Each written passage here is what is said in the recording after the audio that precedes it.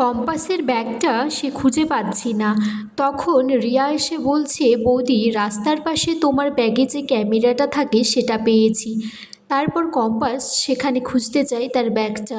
এটার জন্য সে বাড়ির লোককে দোষারোপ করছে, বিশেষ করে মোনালিসাকে সন্দেহ করছে। কম্পাস বলছে ওই ব্যাগটার মূল্য তোমাদের কাছে নাই থাকতে পারে, কিন্তু ওটা আমার কাছে খুব মূল্যবান। কম্পাস বলছে, ভগবানের দিব্যি বলছি, যারা আমার ব্যাগটা নিয়েছে তাদেরকে আমি ছাড়বো না। মুক্তিমাসি বলছে, কাজটা যে আমি করেছি কেউ কল্পনাই করতে পারবে না। বিহান তখন বলে রিয়াকে বাড়ির সবাইকে ডেকে নিয়ে আসতে। এই কাজটা কে করেছে আমিও জানতে চাই। কম্পাস বলছে, আমার ব্যাগটা যদি আমি খুঁজে না পাই তাহলে অনেকেরই হাড়ি ভাঙবো আজকে। বিহানের বাবা বলছে, তোমার ব্যাগের মধ্যে কী এমন মহামূল্যবান জিনিস আছে যে তুমি এইরকম করছো? কম্পাস বলছে, কেন আপনি বুঝি জানেন না? তখন এটা শুনে বাকিরা সবাই অবাক হয়ে যায়।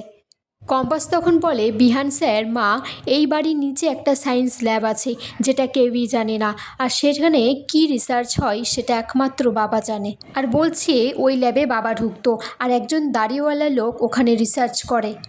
আর ওরা জানে ওই লাল ডায়েরিটা আমার কাছেই আছে। ওই লাল ডায়েরিটা আমার বাবার ডায়েরি, ওখানে অনেক গোপন তথ্য আছে, তাই ওরা ওটা সরিয়ে দিতে চেয়েছে। সেই ল্যাবটা চাবি দিয়ে খুললে সেখানে কোনো তথ্য পাওয়া যায় না, কোনো মেশিনও নেই। তখন কম্পাস বলছে, মা, এখানে ভোলা নামের দিব্যি করে বল এখানেই ছিল ল্যাবটা। তখন বলে যে আমি এটা বুঝতে পেরেছি, আমার বাবার মৃত্যুর সাথে অখিলেশবাবু নিশ্চয়ই জড়িয়ে আছে।